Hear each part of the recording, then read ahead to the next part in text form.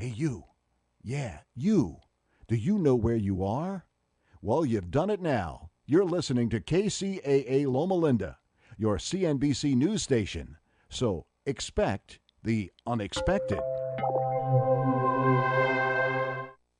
The Business and Sustainability Hour is on the air. Greetings and welcome. This is Derek Walker, and you are listening to the Business and Sustainability Hour. Today we're going to be talking about our water scarcity issues in the western United States. And Daryl Waters, my associate, and Barbara Carrera are both going to be talking to you primarily today. They have someone they're interviewing. So if Barbara, you could start off, please. Hello, welcome to the show. So today we're going to be talking to Professor David Feldman. He is a professor of urban planning and public policy at UCI. He's also the director of Water UCI. So welcome, Professor Feldman. It's good to be with you. Thank you for doing this. So we're going to start off with Daryl. Did you want to give a little bit of a background? Well, it's just a little bit of something of a consideration in the scarcity of water, and how we build on that understanding with evidence of these key drivers to help recognize different types of problems.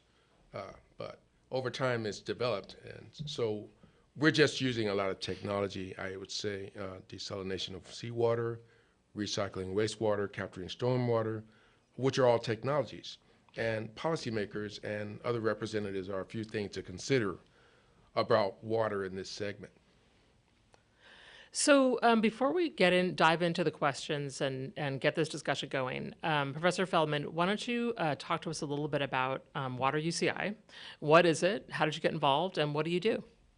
Sure. So we've been in existence for about 7 years.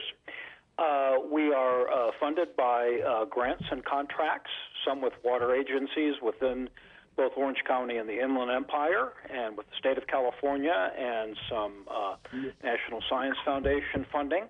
We have three missions. One is research, and we're basically looking at grand challenges related to water globally, as those issues are exemplified by problems here in Southern California. We also have a big educational effort. We educate students and involve students at UCI in our research. And then we have a huge public outreach footprint. We have a series called Speaking of Water, which invites experts from around the world, as well as the United States, to speak on current water issues. All right, that's great. So we've just been through this historic rainfall and snowfall. Atmospheric rivers, things we haven't seen since the 80s. Does this mean, can you give us a little bit of a picture of where we're at right now? Are we out of the drought? Do we have to stop worrying about water resiliency? Well, so we're not completely out of the drought yet. In fact, about 17% of the state is considered to be out of the drought as a result of the rain and snowfall that we've had over the past several weeks. But things are definitely looking up. We've had a good snowfall season thus far, and that's good. The rain is okay, but the problem is we don't have many ways to capture much of this rain. So we'd prefer the precipitation as snowfall, where it might stay locked in as snow at least through perhaps April, and then gradually melt and replenish our streams and rivers and our groundwater basins over time. So the key thing, three things. We want the snowpack to remain through the spring. We'd like to see even more snow, and we would prefer not to have the temperatures warm up too much during the winter to cause premature snow melt and also cause more rain rather than snow, which is going to basically flow to the ocean. Okay, but at this point in time, are policymakers and people that are having these discussions, are they thinking in terms? This year was such an anomaly, right? How does this affect projections for the future? Yeah, well, it's a great question. The current governor and the previous governor, Governor Brown, both Governor Brown, Governor Newsom now, really have been focusing on this issue, and there have been programs in place now for a number of years, including some initiatives locally. Measure W in Los Angeles County, which is using property tax revenues, property tax increments to develop more stormwater harvesting. This is a big priority for the state. The state wants to see more efforts expended in capturing rainwater and snowmelt, keeping it from the ocean. And efforts are being done pretty aggressively in places like Orange County, where I live. We, in fact, do harvest stormwater off the Santa Ana River currently, and we use it to replenish our groundwater basin. But these efforts need to become more aggressive, and it looks right now that this is an effort that's probably going to take longer than we anticipated. Why? Well, a couple reasons. One is you have to acquire land in order to develop stormwater harvesting tools, whether it be ponds or mechanisms for channeling that stormwater into our groundwater basins. So that's an issue. Acquiring the land is expensive. You also have to figure out exactly where you're going to put these stormwater harvesting places. And in much of Southern California, of course, we have a large urban footprint. So there isn't a lot of simple spare land to use, particularly land that overlays groundwater basins. Well, when I was thinking about this whole stormwater capture, and this was all over the news during these storms. I mean, every news headline I read was, we're getting all this water, we're getting all this rain, and especially in LA, and it's all going into the Pacific Ocean. Is there any place for individuals or residents? I mean, can we go back to thinking about rain barrels? Or, when I lived in New York City, there were these water towers on every old building. And, I mean, is that something that we should be looking at? It is something we should be looking at, and a good example of where this has been taking place for a number of years now is Australia. If you go to places like Melbourne or Sydney, you see it's almost a patriotic duty to have a rain barrel adjacent to your house. And in a lot of public properties, schools, for example, parks, they put the rain barrels underground, so they're out of sight and aesthetically more attractive that way.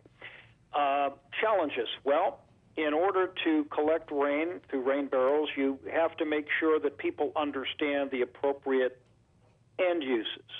You don't want to collect rainwater and drink it because it's not sanitary, at least not unless it's thoroughly and carefully treated. However, you can use rainwater captured in barrels for irrigating landscape. You can even put it on vegetables and have them grow. In Australia, they have a cottage industry that actually replumbs people's homes and businesses to allow the rainwater that's collected in tanks to be used for toilets, and even in some instances, the washing of clothes. So there are ways that you can do this, but it takes a real rethinking of the way we manage water in the urban environment. And I know that maybe you could talk just a little bit about, from the policy perspective, I guess up to 2012, it was not necessarily legal to capture water in California in those ways? Yeah, there was a lot of debate over that in California, and even more debate in some other western states, including Colorado.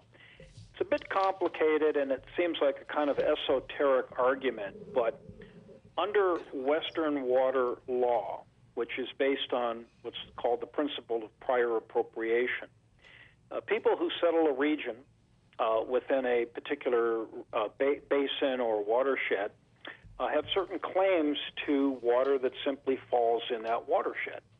And so if you, let's say, intercept that water by collecting it in rain barrels or keeping it on your property, you could actually be accused of diverting water rights that belong to someone else. There's been some legislative changes and some rulemaking changes that have made that kind of legal argument less likely. But it is kind of an esoteric concern that lingers throughout the West, where you have water rights that are based on basically who occupies or controls the water rights within a watershed. So what about that Capture Act in 2012? So that wasn't necessarily free reign to just start collecting water. Could you still get in trouble? No, that's right. Okay. Now, basically, you can collect water that falls on your property, and there's really, so far as I know, no problem with that. Water that comes off your property will generally flow, of course, down streets and into storm sewers.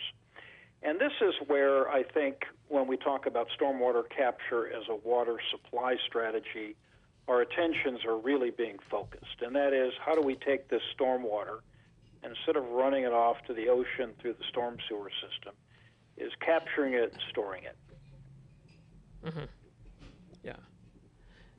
And then, so talking about water rights, can you fill us in on kind of the latest from what you're hearing in terms of the Colorado River debate and water right debate? What's happening? Right now, the three lower basin states, Arizona, Nevada, and California, are in negotiations. The federal government is not engaged directly in those negotiations, but is carefully watching those negotiations to see what the three states will do.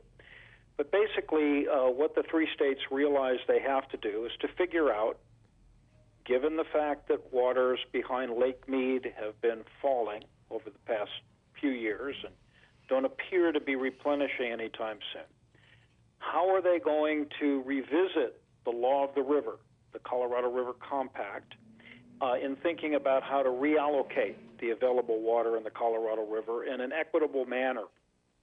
And it's still very much in the air what will be done. Arizona and Nevada would like to take into account evaporation that has occurred on the Colorado River as a factor that should be enjoined into these negotiations. And California is not very excited about that idea. In turn, California wants to make sure that what are called senior rights to the river, particularly senior rights to high-valued uses, are protected. And Arizona and Nevada kind of have questioned that principle a little bit. So right now, things are standing kind of, if you'll pardon the metaphor, midstream. There hasn't really been a whole lot of movement. But the three states realize they've got to do something. And if they're not able to settle their differences, it's very likely that the federal government will intervene in some way. That's what I heard. I heard that there was going to be some type of intervention if there was no agreements with yes, the rights. And it's important to bear in mind that under the Colorado River Compact, the United States government is a party to the compact. And the reason it is a party is because under the U.S. Constitution, navigable rivers are streams that the federal government has jurisdiction to regulate. So the federal government has a huge interest in the Colorado River, and that is correct. It will intervene if the states cannot amicably settle their differences. And, kind of stepping back, I mean, if we're going to assume that there's going to be less water overall coming in from the Colorado River to California, are there discussions that are happening now about, future planning for things like agriculture or, real estate development or some of these other issues? Or is it too soon? Well, there have been those discussions actually for quite some time. For a number of years, there's been discussions. There's even some scholarly debate around the United States. Among a number of people have been writing about issues regarding what kinds of agriculture and what kinds of agricultural activities would be more appropriate to the Colorado Basin, what activities might be less appropriate. There have been debates and discussions over urban development and urban uses.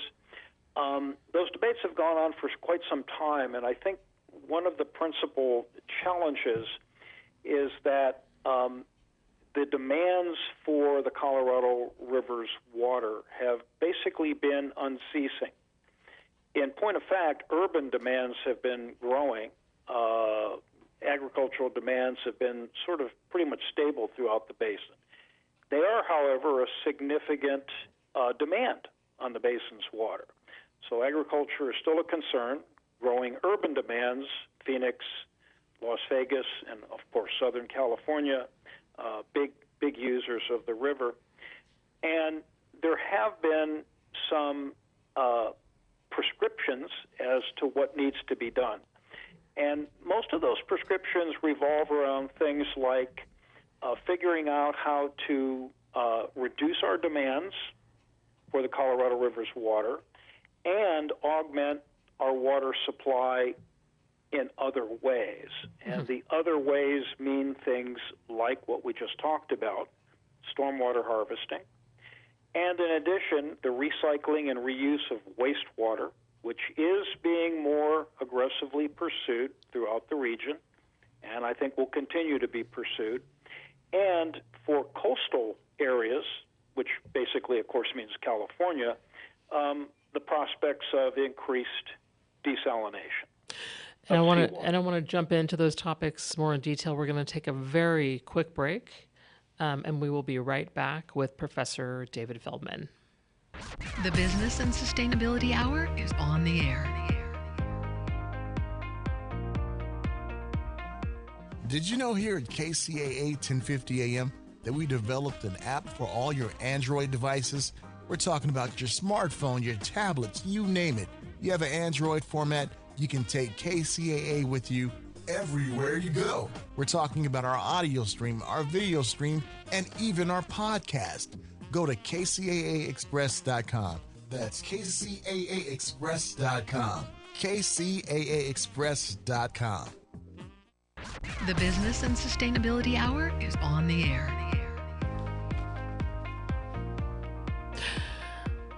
All right, so we're back with Professor David Feldman, and we had just started talking about some of the solutions to our water scarcity here in California. So let's jump into those. So you brought up recycling.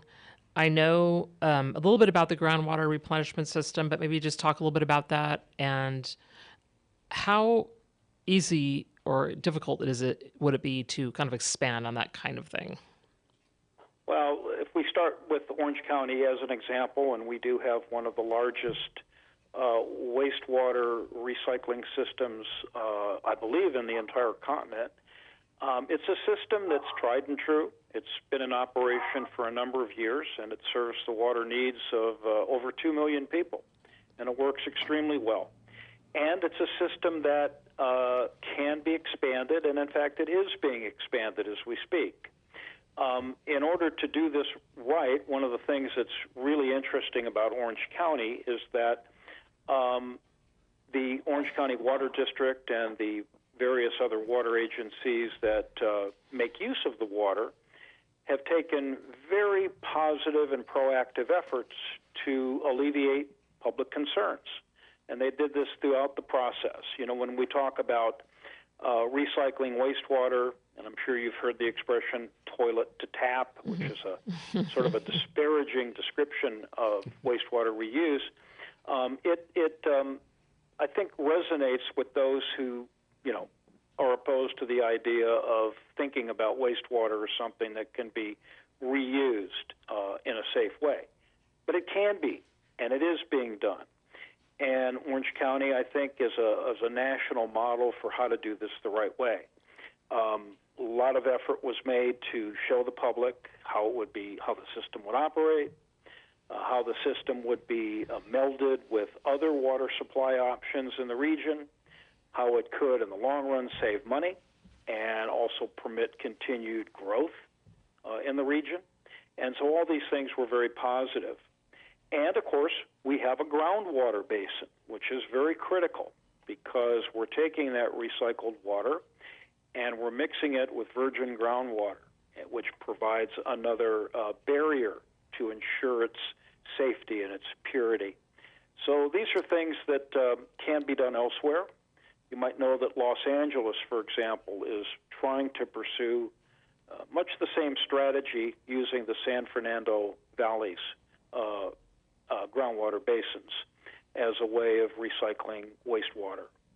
So it's definitely a technology that works. It needs to be looked at, and it has a lot of advantages. Not only does it provide safe water supply, but if you can pump the water into a groundwater basin, it's drought-proof, basically evaporation resistant. And in the case of Orange County, it keeps the ocean out of our aquifer by keeping a good pressure between the fresh water and the ocean water. These groundwater basins, though, these are existing basins that are found in the natural world, right? This isn't something man-made. That's exactly right. Oh. You're basically using a natural storage place for water, as it were, as a means of supplementing your water supply and creating a managed system for water. So those couldn't be expanded because those are natural structures, right? But so the expansion would be, using more wastewater and converting more of it to, usable water. Yes, Okay. And in some places in Southern California, for example, San Diego, there are plans that are moving ahead because they do not have any large groundwater basins to recycle wastewater and store it into reservoirs and mix it with other sources of water supply to satisfy future demands. I don't know what you think, Daryl, but I think that a lot of people are still not aware that that's actually happening in a lot of. I read that in Costa Mesa, I think it's the Mesa Water District. I think it's a pretty large percentage of their water is actually recycled. Well, Orange County Yes. in general. Yes, it is. And it's also important on that note to bear in mind that when you recycle wastewater, you can recycle it to what we might call different grades.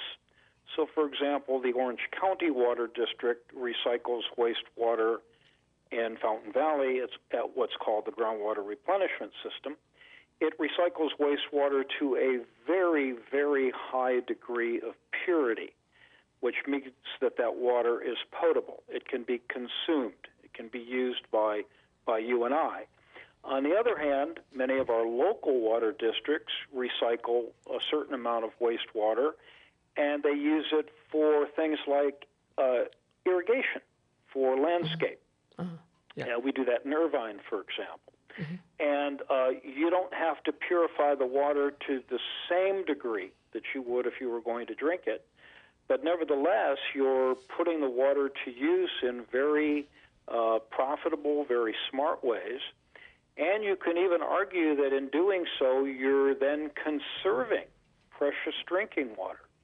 Because rather than using pure drinking water to water your lawn or your garden, you're using recycled wastewater. Makes sense. Yeah. Great. So let's talk about desalination. Yep. Okay.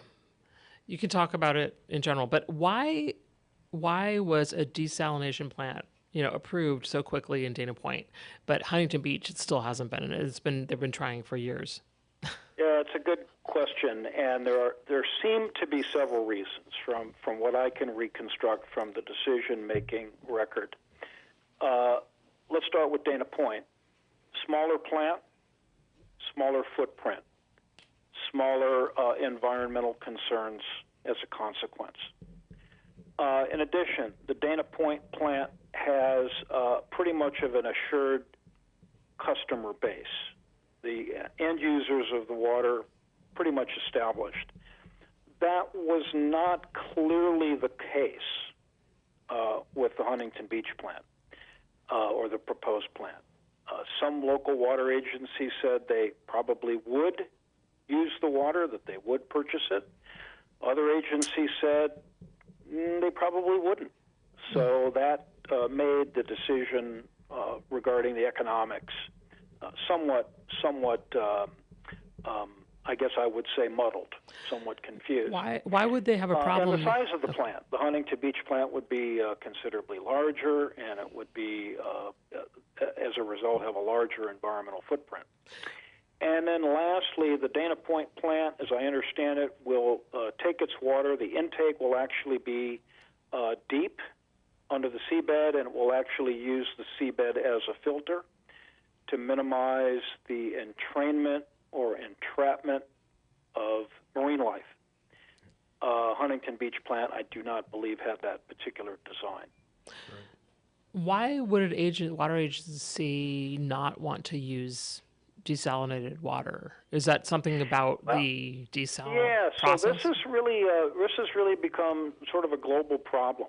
Many countries around the world do use desalination, and of course we are increasingly so in California. But there are a couple things to keep in mind about desalination. Right now, it remains a fairly expensive technology, largely because it's energy intensive. It uses a good deal of energy, particularly those plants that operate through a technology called reverse osmosis. Over time, the process has become more efficient, and as a result, the costs are slowly coming down. And from the standpoint of water agencies, this makes desalination increasingly more competitive against other options. But nevertheless, that energy intensivity also poses some problems, because unless you have a dependable source of energy, and it does require a considerable amount of energy, even notwithstanding the cost of the energy, unless you have a dependable source of energy, there may be some reluctance to adopt desalination. And when you look around the world at places that have adopted desalination widely, they tend to be places such as the Middle East, the Persian Gulf states, Israel as well, that do have access to fairly abundant sources of energy, whether it be natural gas or oil or coal. Mm-hmm. So there's no question then that it is more or less expensive for them to operate in those areas. Mm-hmm. Yes. Yeah, so you're saying just, so is desalination, is it one way for a drought-proof, safe, reliable water shortage solution? Yeah, so I think desalination is a technology that has to be certainly in the mix. I think a question for a lot of water agencies is should desalination be your first option, or should it be an option that you pursue after you've pursued other options? And of course, how do you pursue it? Do you pursue it as your lone option, or do you pursue it as part of a mix of other supply sources as well? Especially because water agencies have to be very conscious of ratepayers, and you want to make sure that you're giving your ratepayers the best deal possible, and that you're being flexible and nimble in the options that you pursue. Do you think that for the ratepayers that the price of water will just will increase dramatically? Well, it's interesting. There's a lot of debate on this, particularly among economists, water economists, and others. There's a theory that says that precisely because desalinated water is and probably will remain for some time a more expensive source of water, it may have the effect of also inducing conservation. That is to say, if you know you have to pay more for your water, you're going to use less of it. So not only do you have a dependable supply source, but you're also, in the process, being induced to use less of it. Yeah. Makes sense. I would say using less is not fair, though, because you still have agriculture that uses 2/3 the amount of the water that we already get. So that last part I didn't quite hear. It's just 2/3 of the water that we already get goes to agriculture, and we're already using less than they already are. Right. Well, and that's an important part of the debate. We use a lot of water in California for agriculture. Yeah. On the other hand, a lot of the agricultural water uses are for high-valued crops, almonds and winter vegetables and so forth, that also sustain not only national but global markets. So while on the one hand you can say agriculture maybe doesn't employ as many people as other activities in California, it certainly has a considerable contribution to the state's economy and to national economic interests. So, these are where you all really have to look at these things through, I think, a broader lens. What are not only the uses of the water, but what are the benefits of water uses, and what are we willing to do to make sure that we're able to use water in ways that are beneficial for the economy and for the environment and for people. Well, and you wonder if that will be, in the future. I mean, you've got certain industries, agriculture, but then you've also got, real estate, for example, or other businesses that are supported that require, more housing, for example, more construction, more residential development. You wonder if... that's right, and that's a trade-off. Yeah. Agriculture, in fact, agricultural water use efficiencies in California and elsewhere in the West have actually increased over time. The agricultural sector is able to produce more food and fiber today with less water than it was, say, 20, 30 years ago. So agriculture has been doing its part. But if you flip that around and you say, well, maybe less agriculture, more home building, well, in California that means more lawns, and that is certainly a major demand for water in Southern California. Up to anywhere between a third and a half of our domestic water uses, residential water uses, are for landscaping. So irrigating crops or irrigating lawns. This is a part of the debate I think that the public needs to think about, before we draw a conclusion as to which activity we favor the most.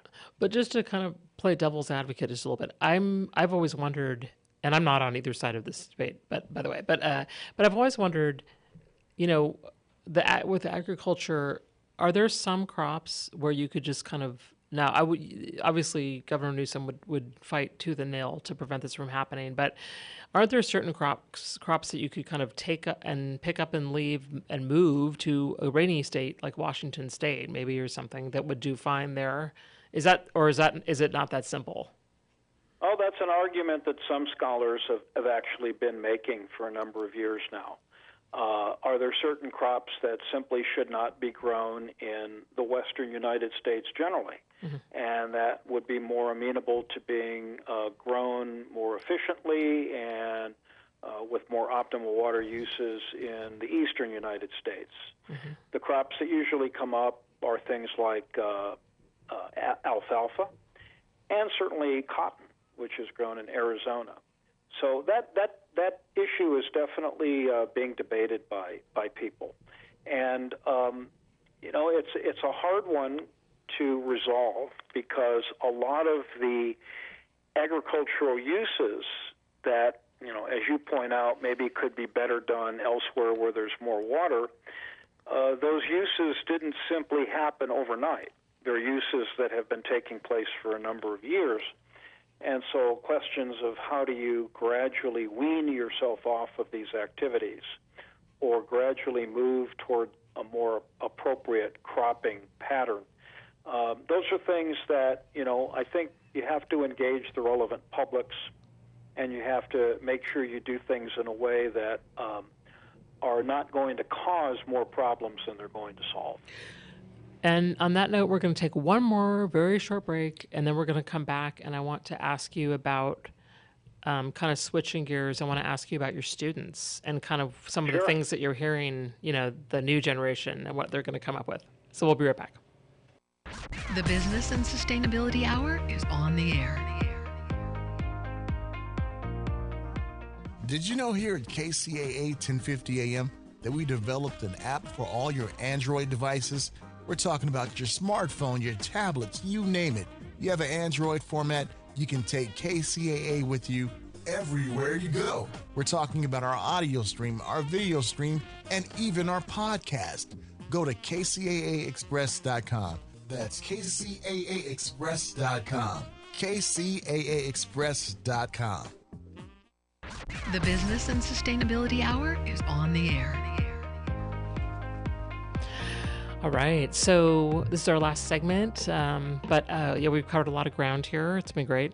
So yeah, let's get into either through Water UCI or through your classes. What are some of the ideas or things that you're hearing from students, or kind of what's their take and maybe some of their concerns or what they think is going to happen in the future with water? Yeah, well, first of all, we're really blessed on having some of the best students anywhere, and students that are very, very interested in sustainability issues more generally and water issues in particular.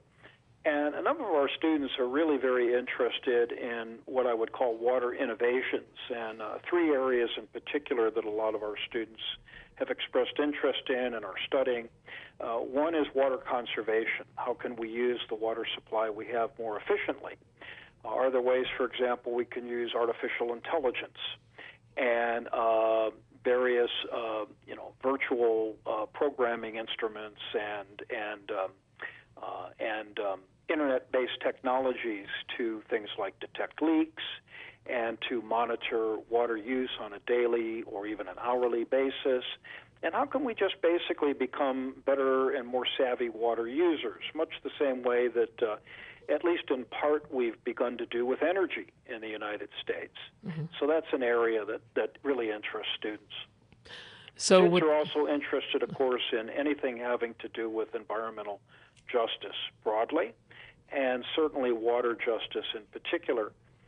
In California, as is true elsewhere, the largest burdens that are borne in society with respect to inadequate water quality or unhealthy water or inadequate or insufficient water supply or the cost of water supply, those impacts tend to be borne disproportionately by underrepresented populations. Yeah, that by the definitely, poor, that makes by a people lot of color, and wow. so forth. Wow, you've Tribal heard about nations as well.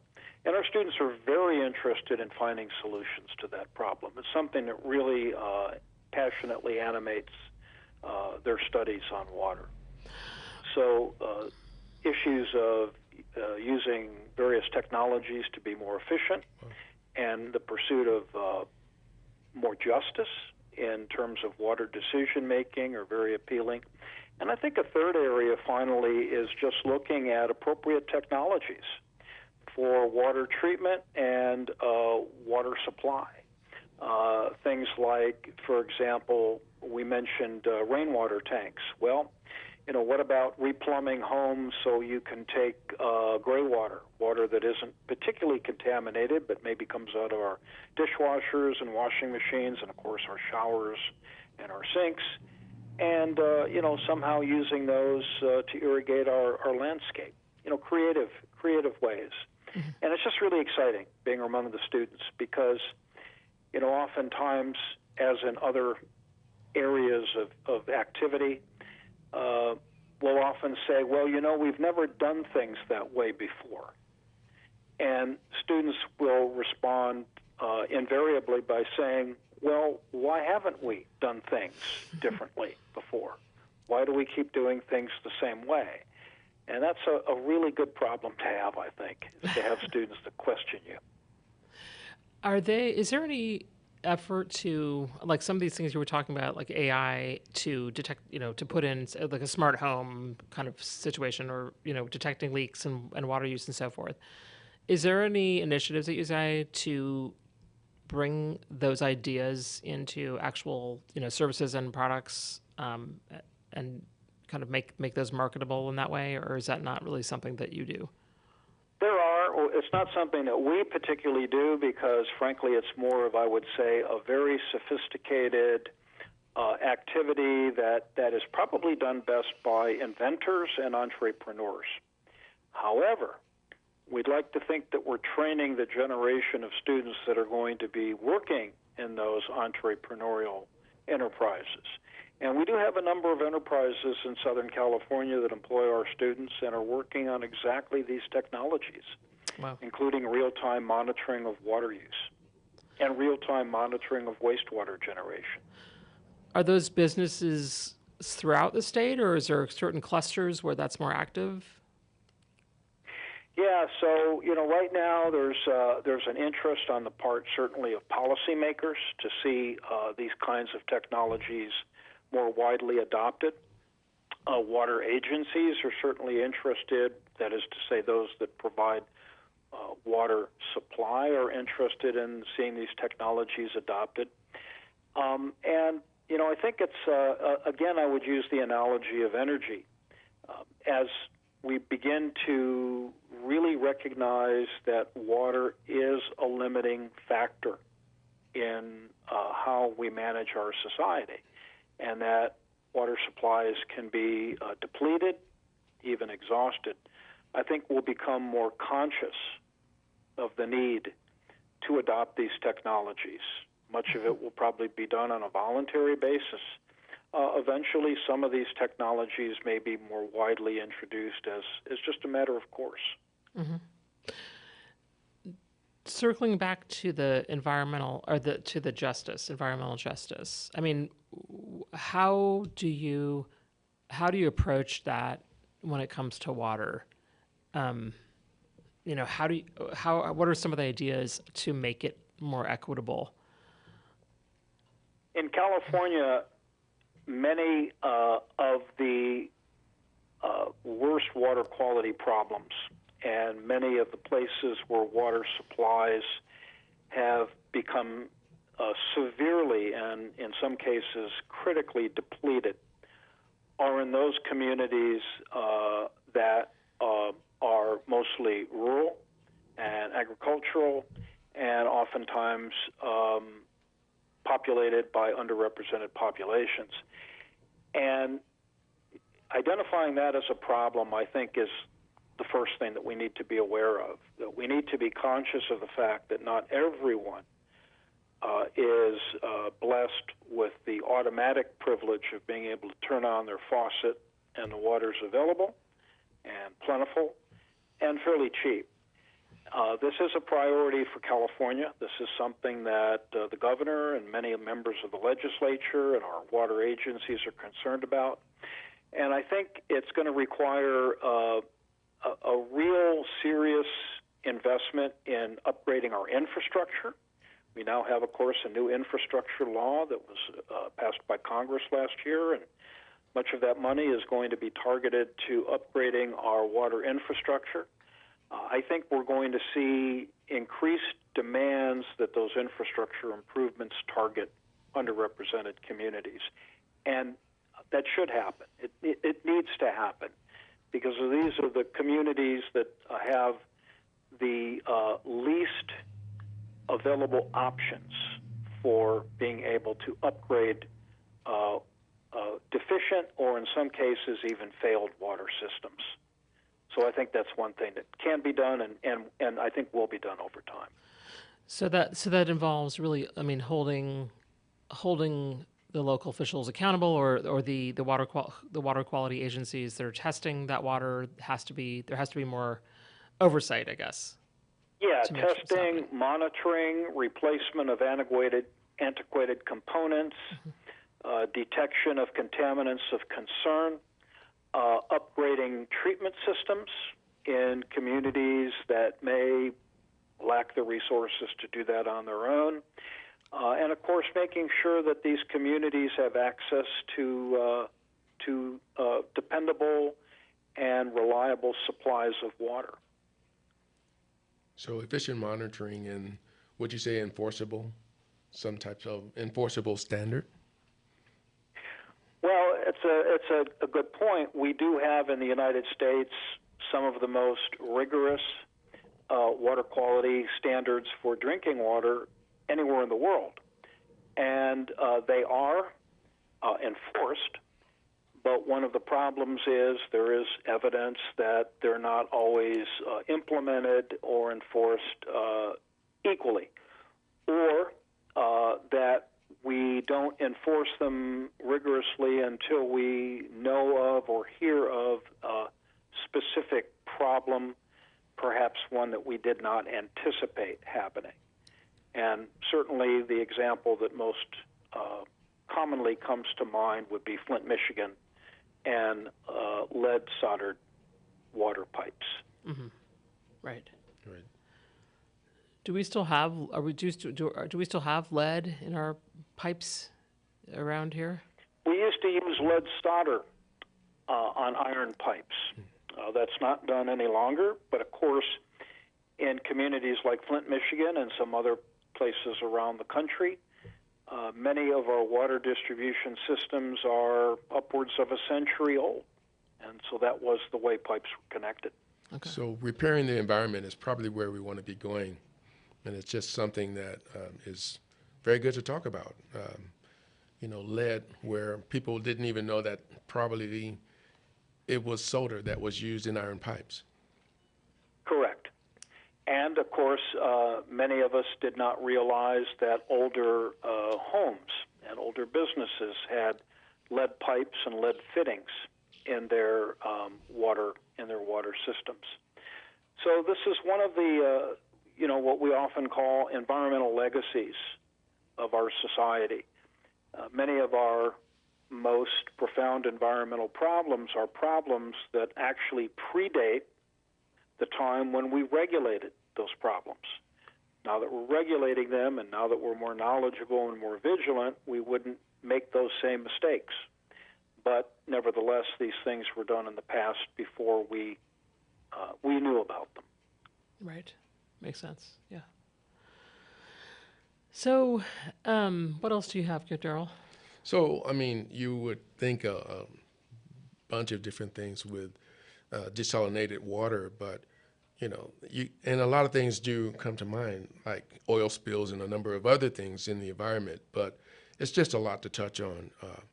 And those are things when we think about how we're getting actually pure water. And, it's just a lot, it's a lot to that process of us getting pure water when there are a lot of things going on inside, our environment. Well, and with businesses, with industries, look at what's happening with the chemical spill, in Pennsylvania, and how that's being handled, and the concerns, and people are it's like they're not really trusting what they're hearing, which is probably healthy to have a healthy skepticism, but you don't want to go so far that people don't have faith in any institutions. Yeah, for right. Sure. So it brings up a lot of questions. For sure. And then a lot of concerns, and people are concerned. Yeah. Yeah, for sure. Definitely. So I guess my last question would be, okay, if you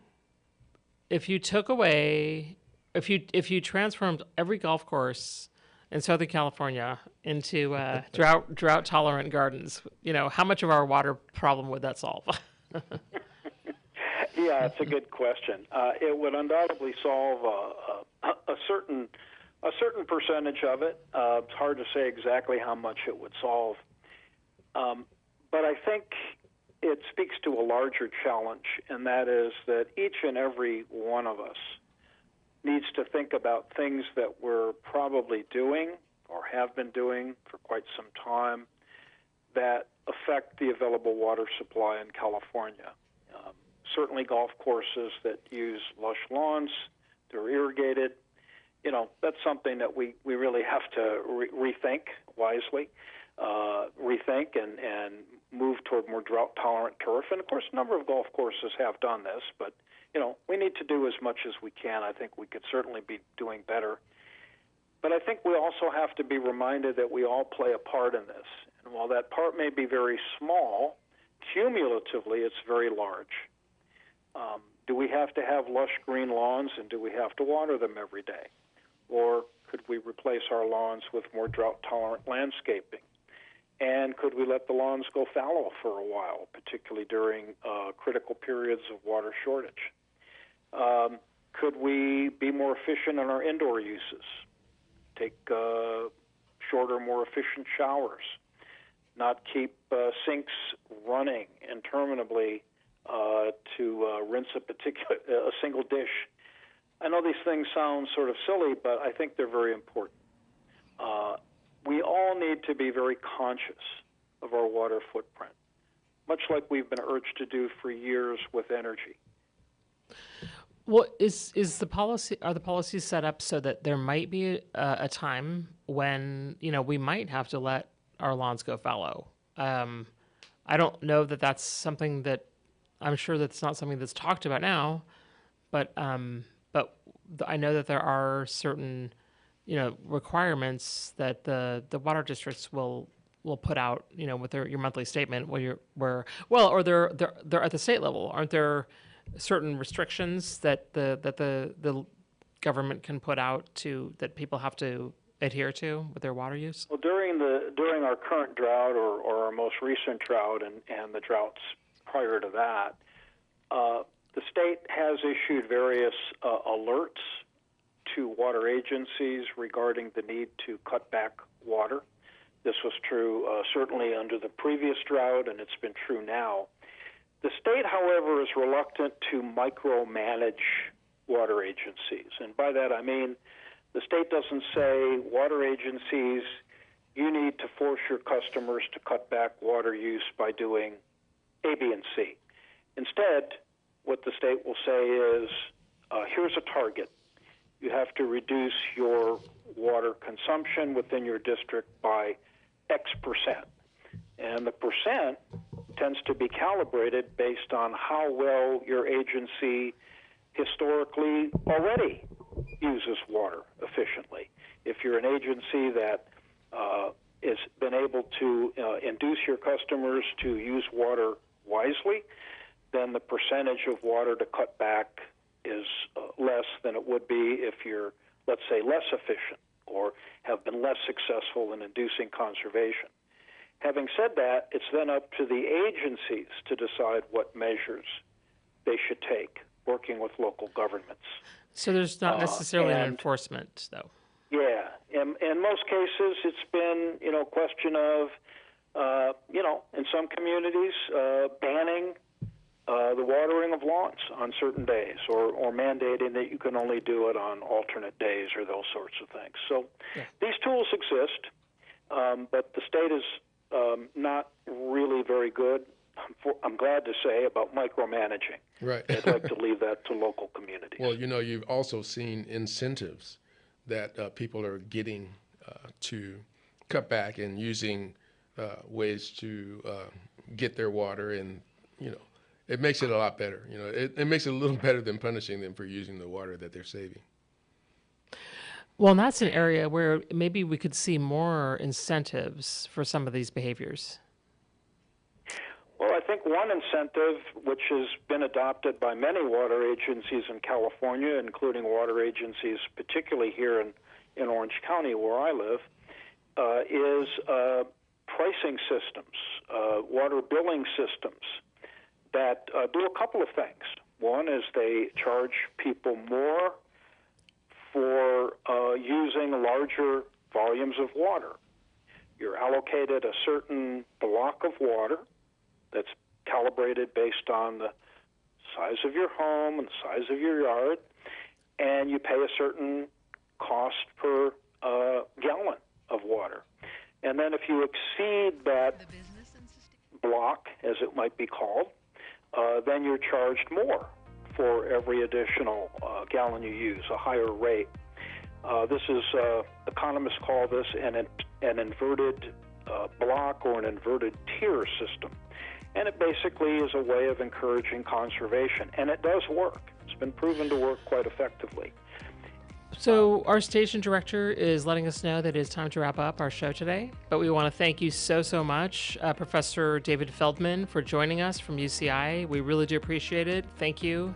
And we look forward to our future shows on the Business and Sustainability Hour. Thank you.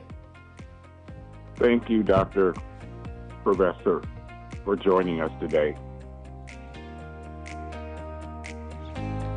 You're listening to KCAA Loma Linda at 106.5 FM.